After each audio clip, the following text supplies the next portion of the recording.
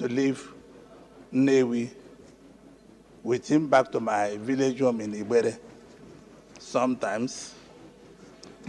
And he was a very realistic man for Nnewi people.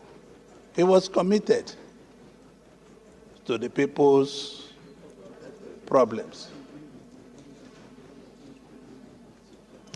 Just a minute, may I? Go to anywhere to celebrate the death, because I know people were born and people will die. Because death waits for all of us. It's just when it will happen. I think Ifeanyi Ubah's own, while I was with him in the United States, he left me and said he was running back to Nnewi. The next thing I had a call from David Uche. He was with one of my brothers called David Uche. And he said he was with Born Free Joe, that he tried to build a football academy in the Nnewi. And he was running to London the same night. I asked him, how can you be doing these things?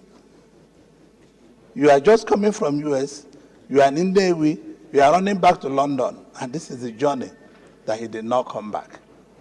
I want to console the family, the wife, the children.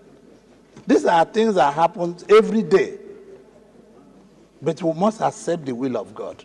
It's not our will, it's his will. Because Ifeanyi Ubah was a very pleasant person in the 9th Senate, in the 10th Senate, and he was sitting here with us. Myself, Sani Musa, Osta, Abiru, and Omar. We used to joke a lot about life, and we never knew it would be like this.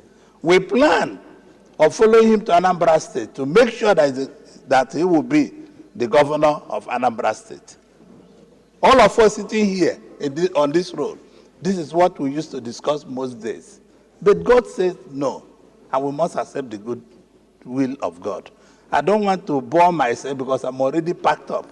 Even last night, I tried to come for the funeral, for the service and song. I asked my wife to enter and went back because I couldn't bear it. My younger brother, far younger brother, that I'm burying him, it is an abomination, but we have to accept it because it's the will of God.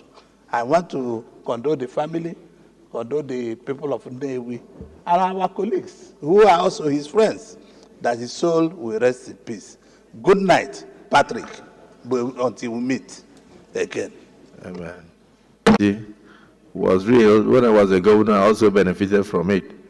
He sent about 2 trucks to my state, and he was selling to the poor people at 50 naira. And he subsidized it as if he was government. And yet he did that as an individual.